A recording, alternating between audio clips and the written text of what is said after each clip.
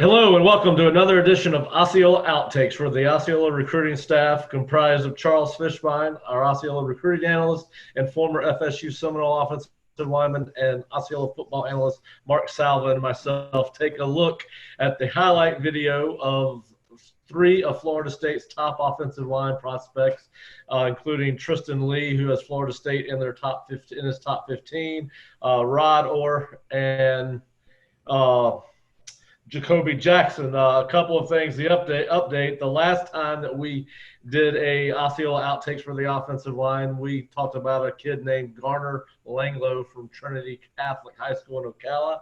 He has since been offered by Florida State and is also considering Auburn and Georgia Tech, among others. And earlier today, Florida State offered graduate transfer offensive lineman C.J. Perez from Northern Illinois. He's originally from Kansas. He's a 6'1", 287-pound guard center prospect, and he has been offered by Florida State and started 20 games at NIU over the last 2 years. So we will keep you up to date on both of those kids as the summer progresses. But we want to start today by taking a look at Tristan Lee. First of all, I want to welcome Mark and Fish. Mark, welcome to the show again. Glad to be here. Always a pleasure. Fish. It's always a pleasure, man. Well, I look forward to hearing what you guys have to say about these three kids. As Mark said, we're going to start with Tristan Lee. He is a 6'6", 285-pound offensive tackle from Fairfax Robinson Secondary High School in Virginia. He is rated the 13th best overall prospect of the nation by 24/7 and the third best offensive tackle in the nation by 24/7, and has Florida State in his top 15. He is going to be number 71, and Sully, I'm going to let you take it. Yeah, here he is right here on the left tackle. First thing as I watch Tristan, you notice is he's a physical guy. He's got good speed off the ball, good hands, and you see he's kind of a bully, right? Which is what you want to see on a highly touted prospect. Pushes guys around pretty good. I mean, he's always trying to finish his blocks. He's a good finisher.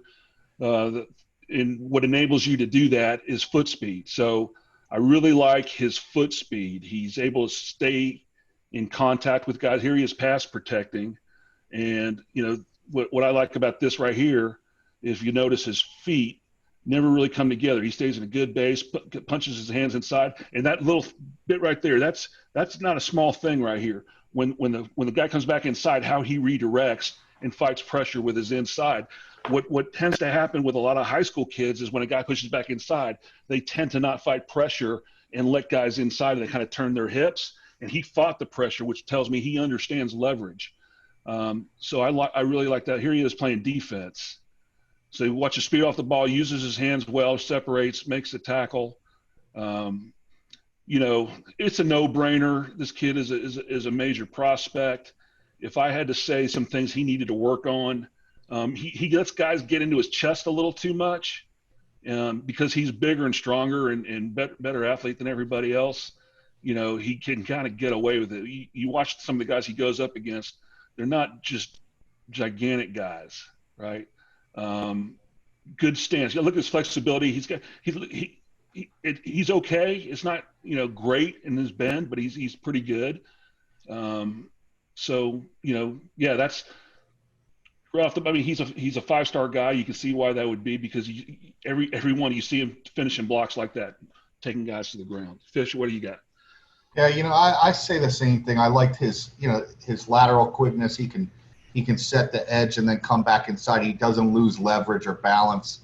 A lot of guys, when that guy gets up the field and they do a spin move, they lose that leverage. He doesn't have that problem. He has good natural strength. He doesn't get overpowered. I thought the same thing, though. He kind of lets guys get into his body. I didn't know if he had shorter arms for a tackle or it's weird. He comes off the ball, he stays low and then shoots straight up high right off. So I think that's something technique-wise he's going to have to work on a little bit. But I do like the fact that he finishes. He's very violent with his hands. A lot of guys come off the ball and they either slap a guy. They're not real physical with their hands. This guy can move guys. So whether they play straight-up power or they run zone, he can move his guy out of the way and open up a hole in the running game. He's a natural. He looks like a natural offensive lineman. I like the fact that he plays defense too. That means he has an aggressive streak in him, because on that side of the ball, guys that play high school D-line and then you switch them over to the O-line, they have that natural instinct. A lot of guys in high school that are O-linemen, they have the athletic ability to play it, but they're not real violent with their hands and physical. But he's very physical at the point of attack. I like him either as a guard or a tackle. I think he can move in and play multiple positions on the offensive line. So you can never have enough of those guys that are versatile enough to play more than one position. Yeah, I think he's got. I like his takeoff off the ball. I think this clip here kind of illustrates the point we're talking about. Guys getting into his chest. He comes off low. You see his hips are a little higher than his shoulders here in his stance. You like to see him bend his knees a little more in his stance. But when he comes off the ball, you see him. The guy kind of gets into his chest a little bit because he kind of stands up, and then he's kind of struggling a little bit. Pushing him off. He's such an advantage. Has such an advantage, size advantage over these guys. You can see his bend could be a little better in his knees and his hips right here. I like this clip here. This was really good. Fighting leverage, blocking a wide play with a guy trying to maintain outside leverage. Watch him extend his outside arm here. It tells me he understands the concept of trying to run the guy to the sideline and not necessarily, a lot of guys in this situation, especially in high school, they'll let the guy get up the field and not fight pressure with their outside, and they end up getting up the field. But he keeps them flat to down the field. I mean, that's a really nice clip right there. And based on that clip right there, you'd say he's a major prospect. Yeah, and he doesn't let guys cross his face. He's a very talented player. He's someone that he could come in and contribute right away. Maybe not start right away, but be in the two deep. And then if someone gets hurt, he could fill in and eventually become a starter down. Yeah, he's gonna have to work on some basic things like his stance, his working his base, his takeoff staying low. So there's some things to work on. He's not ready made, but he's definitely an elite talent for sure. So yeah, that was the one thing I liked about him, Fish. Going back to your point, is I don't know that he can come in and start right away, but he's certainly a guy that can come in based on how the roster sits today at Florida State and compete for at least to be a two deep guy and possibly start by the time he gets to his second year, for sure. So that was one of the things that stood out to me about him, and of course. I agree with everything that you guys said. I'm not going to add much more. I mean, obviously, he is one of the better offensive tackles we've seen in the breakdowns that we've done. So where are we realistically with him, Fish? Well, based on what I've been able to research and read, it seems like Clemson, LSU, Oklahoma, Alabama, Penn State, and Maryland are more involved than the other 9 schools that he announced in his top 15. Now, that's as of today, and you know how a long way to go. You know how these kids are, and if Florida State were to have an exceptional season in a relative sense, he might be a kid that you can catch the attention of. Of course, he is from Virginia, so he's going to have to fly over a lot of good schools to get here. So well, we've had really good success from kids from Virginia too. So. Yep, that's correct. That's correct. All right, guys. Rod Orr is going to be the next prospect we're going to take a look at. He is 6'7", 296 from Gadsden City, Alabama at Gadsden City High School. He is a 3-star prospect, rated the 51st best offensive tackle in the nation by 24/7 and the 22nd best overall prospect in the state of Alabama. He's got offers from of course, from Florida State, but also Minnesota, Mississippi State, Missouri, Ole Miss, and Oregon, among others. Florida State offered him about 7 or 8 days ago. So, Fish or Sully, who wants to start on Rod Orr? I'm fine going with him. He's a good-looking prospect, a little light in the backside. I definitely want to see him get in a squat rack and get a little stronger in the base. I just think he's a little light, so guys that have some power off the edge, that are a little stronger, more physical than him, will probably give him some problems right now. But that's something that, getting in that weight program at a school like Florida State or one of these major programs, he adds that weight that's necessary, gets to 315, 320, and he can handle those bull rushers and stuff. I think athletically he can handle any type of athleticism that comes off the edge. I really liked his length. I thought he extends his arms a little more than the other kid we just watched. I thought technique-wise, he's pretty good there. Overall, I thought he was, a Division I kid, but is probably 2 years away from playing. I don't think he's ready to play right now, or you don't want to put him in that position to play right now because he's someone you want to develop both physically and mentally.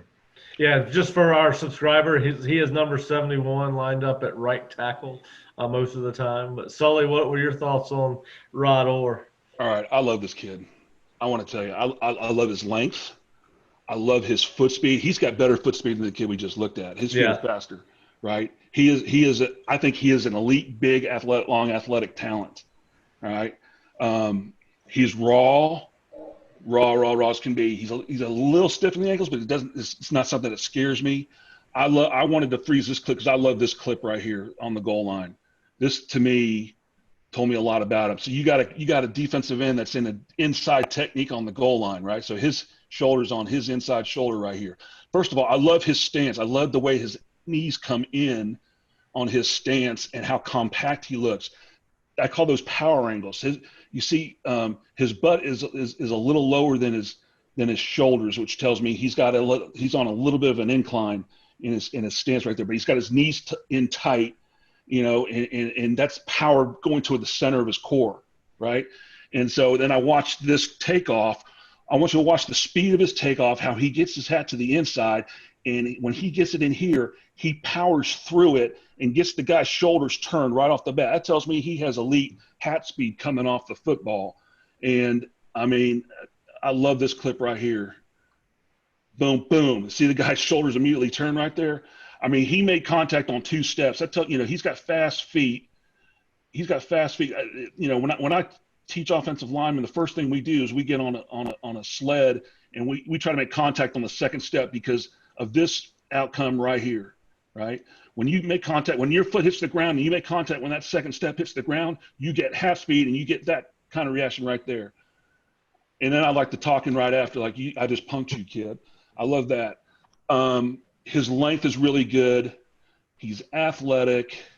He likes to finish. He's a good finisher. I like his attitude. Again, he's a violent player. He's athletic. At 6'7", 300 pounds. And if he's only a 3-star, then I'm not very good at this game. Yeah, well. I mean, I know there's some guys out there that are probably more polished like that Sims kid, but I guarantee you you give me a year with this guy, he'll be just as good as that. Was it Sims? Yeah, Amarius Smith. Yeah, you give me a year with that kid, he'll be just as good, I think. Yeah, the more I watch this guy, I'm like you. I kept on wanting to watch the tape, and you guys were talking about projection before we started taping today, and he's a guy that you could certainly see being a three-year starter easily at the major college level. This is something we talked about leverage before, right? Watch him here lock his inside arm out and not let the guy cross his face. That's understanding leverage. Some guys never get that. Never understand that concept, right? And you spoke about this before. He is more flexible than Tristan. Yes. You see how he keeps a flat back. I like guys you see them, they're like 6'7", but you don't notice they're 6'7" until they come out of their stance. They literally get down there, and that's a trait. This kid's very flexible in his ankles and his hips compared. The other kid's a little more stiff. This kid's a natural left tackle, but like I said, this is a type of player you want to be able to sit that first year. You don't want to have to put them out there against guys that are juniors and seniors in college, and you don't want to lose that confidence. This is a guy you want to bring him in, redshirt him, let him get bigger and stronger, and then 2 years down the road, you have a kid that's a lot different physically and mentally to handle playing at the Division I level. His talent level, he does have a very high upside, and that's what you got to like. And he could play. He's a natural tackle. He's not going to play inside. He's either a right or left tackle. And just look him run. Just look him run. You see how fluid he is running. And he's a lot longer than Tristan. Like I said, I didn't know if Tristan had shorter arms or if it was his technique. This kid, you see him extend his arms, and the length, he looks like he's a freak athlete, lengthwise, I think so too. I mean, if we got I'd be all in on that kid. I promise you. Yeah, my first note was left tackle Fish. I agree with that's the first thing I wrote down. Left tackle or blindside tackle all the way because I believe one of the freshman quarterbacks, I believe Purdy is going to be a lefty, so you could see him line up at right tackle at some point. But then just his feet, his ability to get to the second level, and he already knows how to. He's technically sound, especially when he's reach blocking.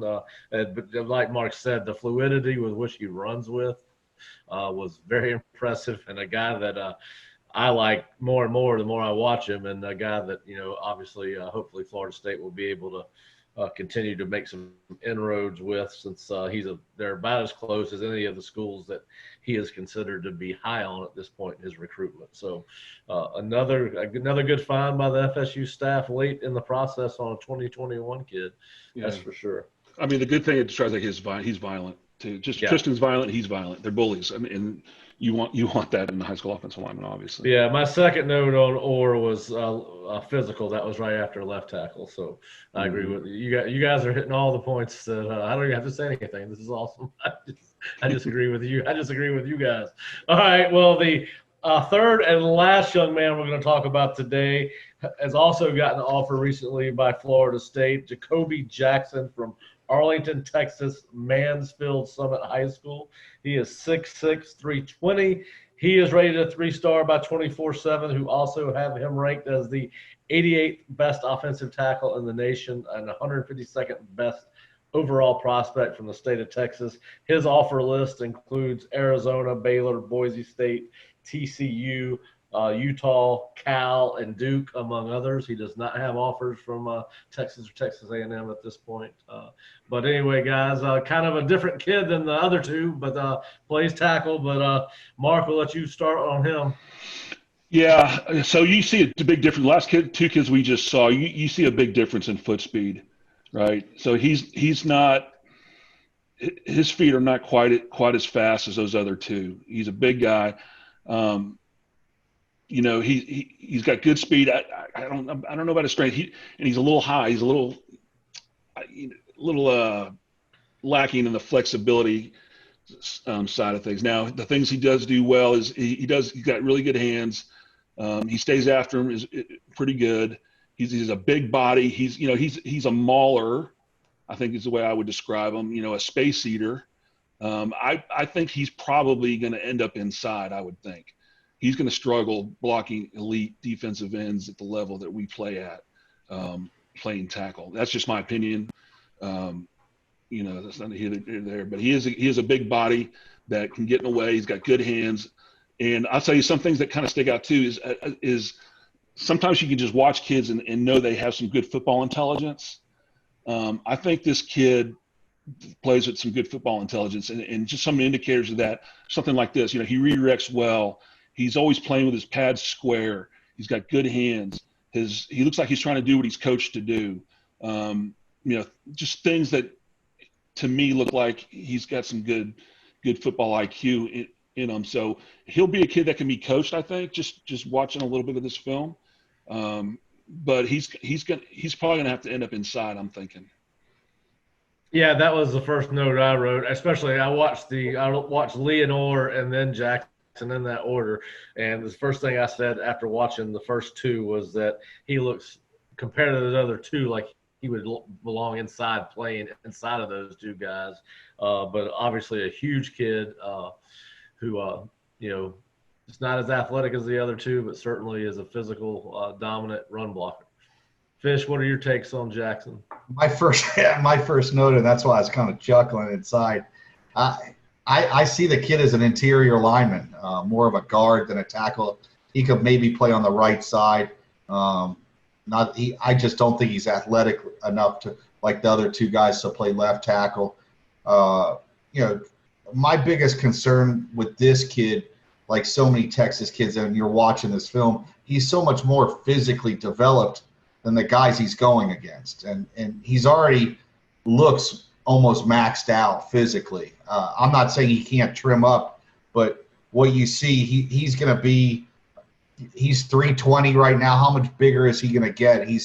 to me, he just maybe he gets in a college weight program and trims out a little bit, but he's already a big kid. I mean, physically, he could play right now compared to a lot of other kids. I don't see the lateral quickness from him. That's why I thought he's more of a Big Ten type offensive lineman. I think running the spread and everything, he's definitely going to have to trim down to probably like 315, 300. But as much as I like him and I think he's a good player, the other two I think you could see athletically and upside are just a lot better prospects. Yeah, I think this clip kind of encompasses. He's a good athlete. You see him turn up in the hole right here, but what you see is the explosiveness coming out of his hips a little bit.